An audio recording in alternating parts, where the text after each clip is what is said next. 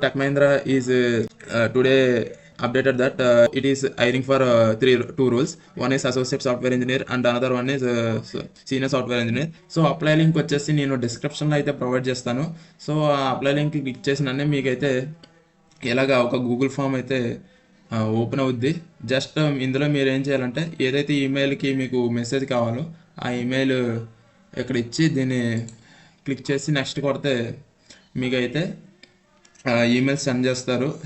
So that is about the Tech Mahindra. And coming to Cognizant, it is running communication rounds to some of the students.